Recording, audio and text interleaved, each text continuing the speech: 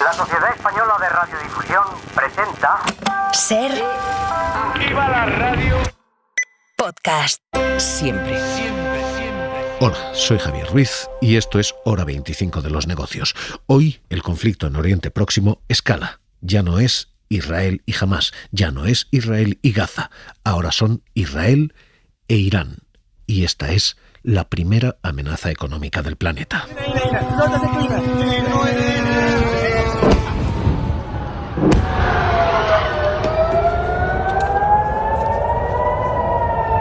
Este es el sonido de la guerra, el del bombardeo de Irán sobre Israel.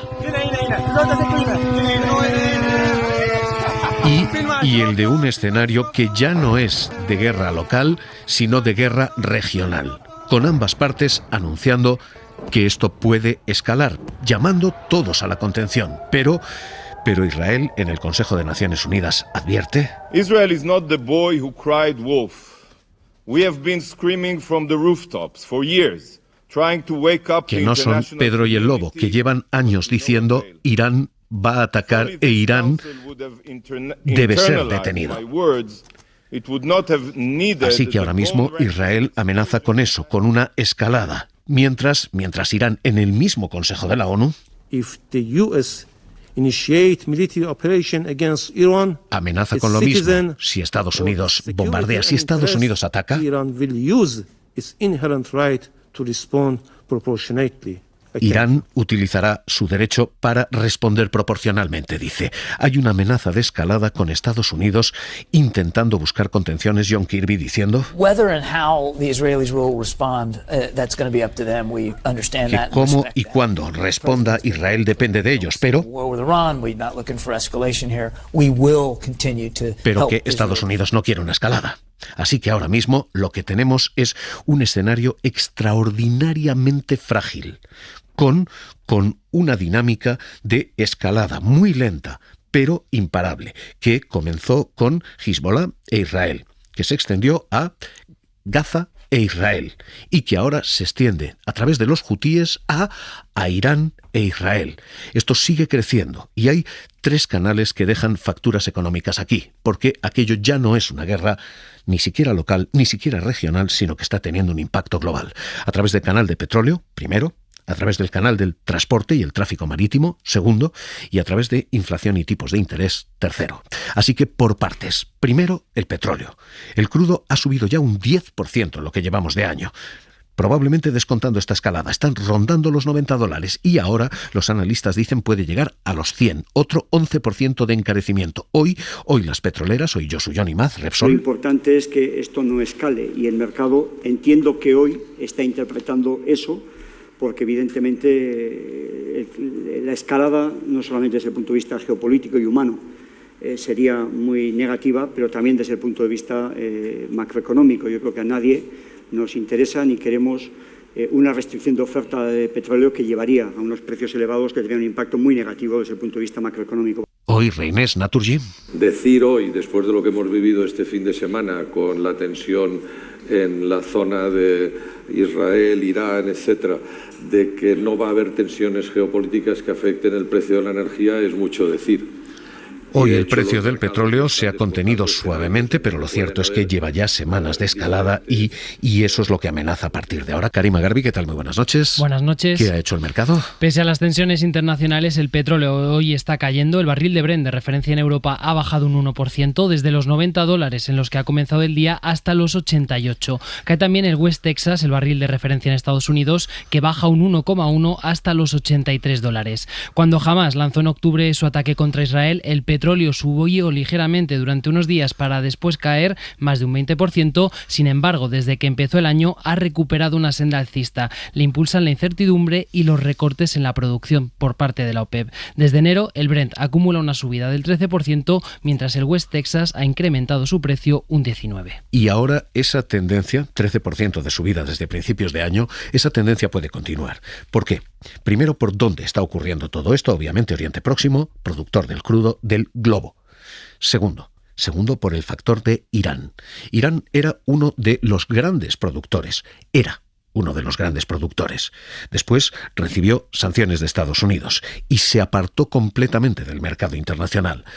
hasta hace un lustro. Lleva 5 años exportando más y más y más, hasta el punto de que está en 35.000 millones de dólares en exportaciones, fundamentalmente a China. Ahora, si Irán entra en conflicto con Israel, tenemos un problema, porque esas sanciones se van a reforzar, porque la presión para que no exporte va a aumentar y porque el precio, de nuevo, volvería a subir. Y eso es exactamente lo que ha señalado ya el Tesoro americano. Lo hacía Janet Yellen ante el Banco Mundial, ante el Fondo Monetario, diciendo: I wouldn't take anything off the table in terms of future possible actions, que nada es descartable y que no se quiere ir por delante de la curva, pero que ahora mismo esa puede ser la primera acción. Así que, ¿qué tenemos ahora? Precio del petróleo que ya ha subido y que amenaza con subir todavía más, pese a que no lo haya hecho hoy. Y eso en casa significan carburantes. Aquí la super ya ha subido también, de lo que llevamos de año, un 8%. El diésel ha subido un 4%. Así que la factura petrolera es la primera que descuenta ya el Ejecutivo. Carlos Cuerpo, ministro de Economía. Sí, yo creo que en parte podríamos pensar que los mercados habían anticipado esta situación del fin de semana, porque ya vimos con una visión muy positiva. Un incremento en los precios del petróleo. De hecho, han reaccionado en cierto modo ligeramente a la baja esta misma mañana. Yo creo que esto es una señal efectivamente de una cierta calma también ante la reacción de los principales líderes internacionales, señalando su voluntad de evitar cualquier escalada del conflicto en la región. Muy positiva, tanto que asumir que esto no va a escalar es casi un Ave María, pero ahora mismo esto es lo que tenemos en la primera puerta de factura económica, precio de petróleo. Segunda puerta de factura económica, tráfico marítimo. Los precios del transporte habían comenzado a bajar, habían caído un 29% desde que tocaron techo, cuando empezó todo este conflicto. La atención mediática está fundamentalmente en las bombas, pero esto se está dando la vuelta porque en toda la escalada entre Israel e Irán, Irán ha tomado control de un barco. Esto, el comercio internacional. Y esta secuencia, Irán tomando, la Guardia Republicana tomando el MSC Aries. Esta es la que ahora mismo preocupa. Se ha tomado uno de los cargueros de MSC, la primera carguera del planeta, y se ha hecho en un sitio en el que el 12% del comercio internacional pasa por allí, el 18% del comercio del crudo pasa por allí, y que en el caso europeo el 25% del tráfico internacional con Asia pasa por allí.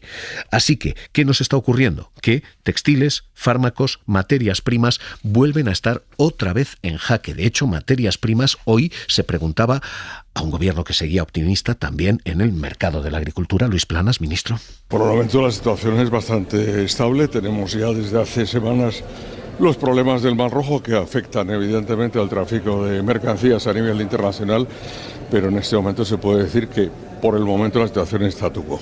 Esto es lo que tenemos. Primera factura, petróleo y subida. Segunda factura, comercio internacional y subida. Tercera factura, si sube el carburante y si sube el transporte, lo lógico es pensar que todo sube, que la inflación sube con ello. Y si sube la inflación, la bajada de tipos de interés que estábamos esperando para el mes de junio, para el 6 de junio, puede estar en cuarentena ahora mismo. Hay un riesgo macroeconómico, pese a que el Ejecutivo sigue diciendo que es relativo, ministro de Economía. Desde el Gobierno no solo vemos estos acontecimientos con enorme preocupación, sino que mantenemos un compromiso y un empeño firme con la paz. Pero hoy, tanto el Banco Mundial como el Banco de España, Jordi Fábrega, ¿qué tal? Muy buenas noches. Hola, buenas noches. Dicen que este es el riesgo. El riesgo es de estabilidad geopolítica, ¿no? Sí, cada 6 meses el Banco de España publica algo parecido a un semáforo de riesgos, y el que ha publicado hoy sitúa el riesgo geopolítico en lo más alto y en rojo como principal riesgo para la estabilidad financiera en España. Se habla en general de la situación en Oriente Medio como ese riesgo, y de su posible impacto en forma de incremento de precios, de problemas de suministro y también de incertidumbre económica. Su impacto podría ser significativo, dice el informe que se ha publicado hoy, impacto significativo si estos riesgos se tradujeran en un mayor grado de incertidumbre.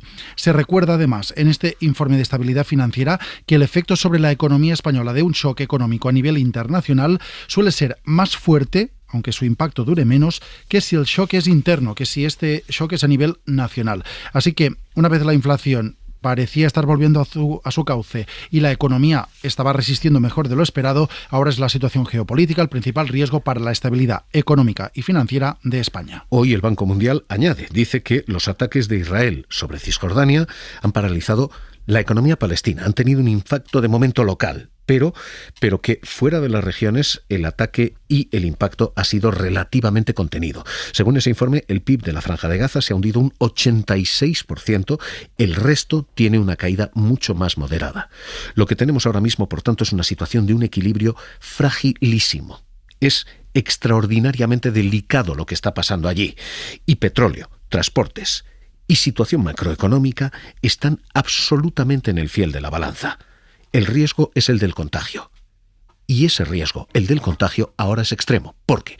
Porque en los años 70, cuando se vivió la guerra de Yom Kippur, aquel contagio podría tener otros motivos, pero ahora hay literalmente gasolina sobre el fuego, y esa gasolina se llama comercio de armas.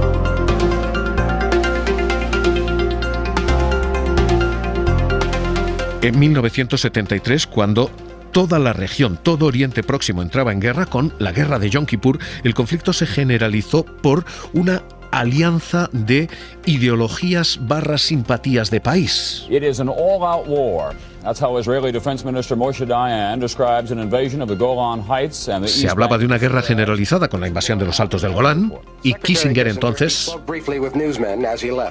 We've told you everything that we can say. I'm in close touch with the president.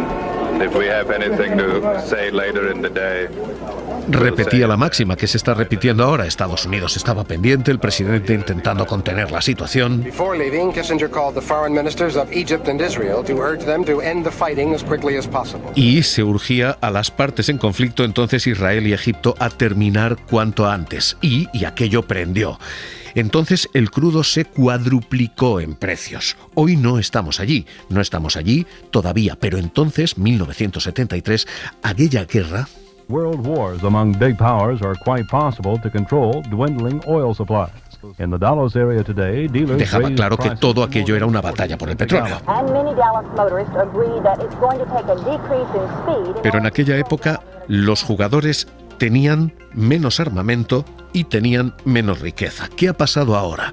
Ahora, a diferencia de aquella guerra, hay un factor económico que amenaza con deslizar todo hacia la peor situación, y es el negocio de armas y una carrera armamentística absolutamente brutal.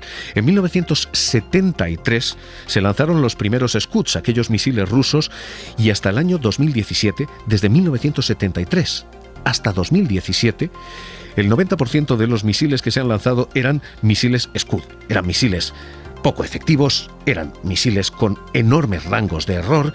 ¿Y cuál es el problema? Que desde entonces hasta hoy lo que ha habido es una proliferación y una sofisticación absoluta.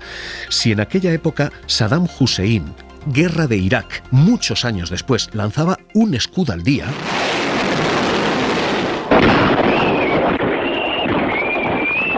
solo el 7 de octubre, solo el ataque de Gaza, solo el ataque de Hamas sobre Israel lanzó 2.000.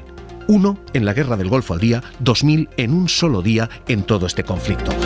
El negocio de armas vive dos claves: proliferación primero y sofisticación después. Y esas dos claves son las que amenazan con llevar a la escalada este conflicto. Proliferación. Si en aquella época Israel y Egipto tenían misiles, a fecha de hoy son 11 los países que tienen misiles en la zona, incluidos Libia, Siria, Arabia Saudí, Irak, que tienen misiles balísticos, estos que orbitan, y misiles de crucero. Entonces, aquello era un conflicto muy limitado en la escalada a pocos jugadores cualificados. Hoy absolutamente todo Oriente Próximo está armado hasta los dientes. Pero el problema no es solo de proliferación, lo es también de sofisticación. Las armas son más baratas, más accesibles. Grupos como Hezbollah han pasado de tener 15.000 misiles en 2016 a tener 150.000 a día de hoy. Son 10 veces más. Hay organizaciones terroristas en la zona con capacidad armamentística propia de un Estado. Y así se anuncian y así lo trasladan al mundo. نرصف الأرض بجماجمكم ونطحن مع الموت أعظمكم فأنى تفرون. La proliferación y la sofisticación es tal que Michael Horowitz, hoy trabajando para el Pentágono, hace el análisis siguiente. Año 1990, bajo la presidencia de George Bush. Just 2 hours ago, Allied air forces began an attack on military targets in Iraq and Kuwait. En 1990, 9 países tenían armas de precisión. Esto era 1990. 10 años después, en el año 2000, con Clinton de presidente, ya no eran 9, eran 22 los países con armas de precisión. A fecha de hoy, con Joe Biden en Casa Blanca, ya no son 22, son 56 países. En 3 décadas se ha multiplicado por 5 el negocio y la presencia de armas sofisticadas. Así que ahora mismo no estamos ahí, no estamos en Yom Kippur, no estamos ahí, no estamos en una generalización del conflicto, pero el riesgo de que lleguemos ahí es un riesgo muy rápido.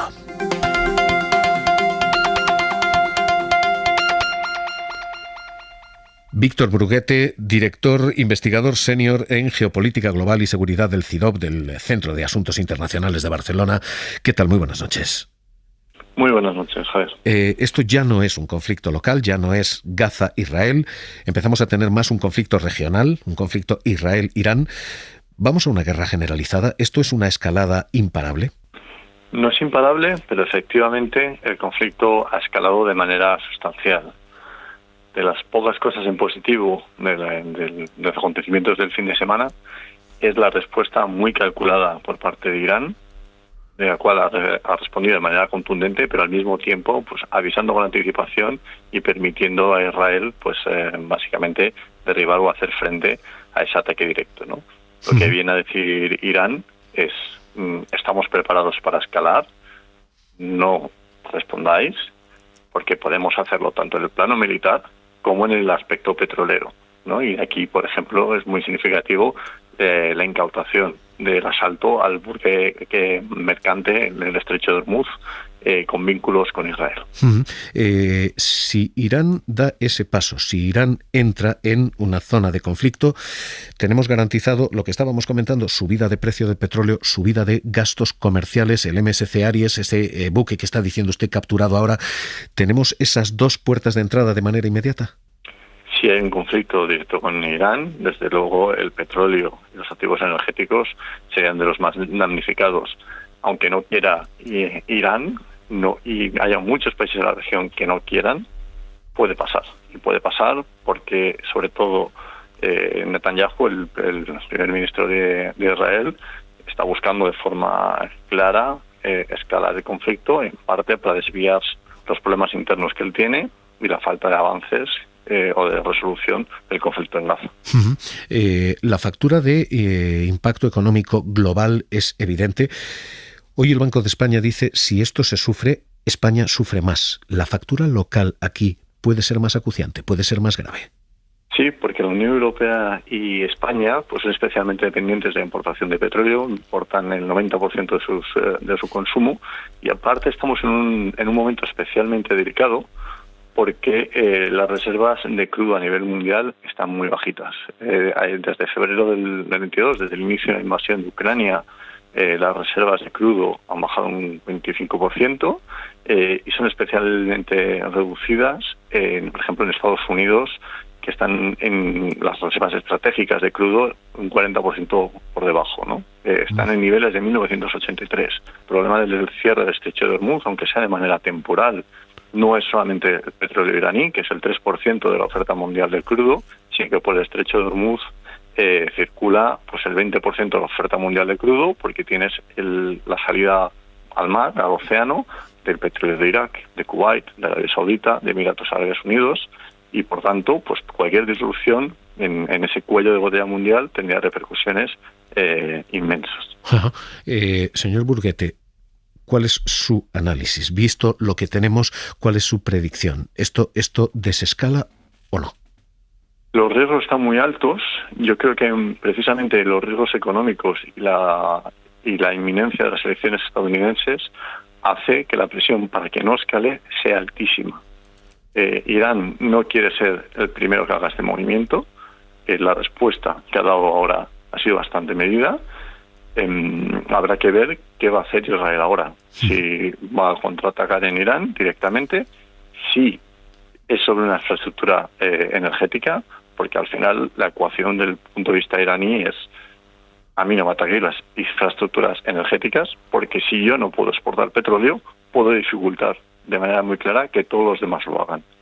Hay presión estadounidense muy clara y europea para que esto no pase sobre Israel, y no debería pasar. Dicho lo cual, el riesgo es muy elevado. Víctor Burguete, investigador senior en Geopolítica Global y Seguridad del CIDOB, del Centro de Asuntos Internacionales de Barcelona. Un placer escucharle aquí en Hora 25 de los Negocios. Un abrazo. Un placer, gracias. Y esto, por supuesto, ha cotizado también en bolsa, con el Standard & Poor's cayendo a terreno negativo después de conocer toda la situación. Joaquín Robles, analista de XTB, ¿qué tal? Muy buenas noches. ¿Qué tal? Muy buenas noches, Javier. ¿Esto puede ser un problema? ¿Puede ser un tropiezo en bolsa? Bueno, desde luego que los mercados se están reajustando durante las últimas sesiones ante la posibilidad de que los recortes de tipo puedan tardar en llegar más de la cuenta y que vuelva a haber más presiones de inflación. Lo hemos visto hoy con las buenas ventas minoristas en Estados Unidos, que da muestras de la salud que tiene el consumo, y luego también con las subidas del petróleo, que quizás se podría convertir en una amenaza durante los próximos meses. Claro, si ahora mismo lo que tenemos es un crudo más caro, si ahora mismo lo que tenemos es un comercio más caro, más difícil, lo lógico es pensar que esas bajadas de tipos tras el escenario Israel-Irán pueden tardar más en llegar o no, o ya son imparables. No, yo creo que pueden tardar más en llegar, sobre todo en Estados Unidos. Es una economía que se espera que crezca alrededor del 3% durante este primer trimestre, que tiene una tasa de desempleo prácticamente en mínimos de las últimas 5 décadas, que hemos visto en las últimas publicaciones de producción industrial o de consumo, como sigue habiendo mucha confianza, y el objetivo es claro, estabilizar los precios en el entorno del 2%. Ahora mismo están por encima del 3% y sigue habiendo presiones para ello, así que no nos extrañaría que el primer recorte fuera en septiembre o todavía quizás a final de año, pero aún así estamos viendo bolsas prácticamente máximos. Hay un sector que se ha disparado con todo esto, y es el armamentístico. General Dynamics está en máximos, ha subido un 30% desde que empezó la guerra de Gaza. Raytheon ha subido un 50%, Lockheed Martin un 13%, Northrop Grumman un 6%. El sector armamentístico, sus accionistas y quienes todavía apuesten por ello, ¿son los ganadores del conflicto? Yo creo que llegamos tarde. De hecho, durante las últimas semanas también vimos una fuerte corrección. Había un informe hace poco de Goldman Sachs diciendo que estaba demasiado sobrecomprado, incluso un 20% por encima, ¿no?, del valor objetivo. Pero claro, quién sabe si de repente empezamos a ver cómo los conflictos geopolíticos cada vez se perpetúan en el tiempo o incluso empiezan a aumentar las tensiones, pues este tipo de compañías se va a aprovechar de ese aumento del gasto público que muchos países van a empezar a realizar o seguir realizando. Pues Joaquín Robles, analista de XTB, gracias por estar esta noche aquí en Hora 25 de los Negocios. Un abrazo. Igualmente, muchas gracias. Este es hoy el parte de guerra económico. Hora 25 de los Negocios, cerramos. Para no perderte ningún episodio, síguenos en la aplicación o la web de la SER, Podium Podcast o tu plataforma de audio favorita.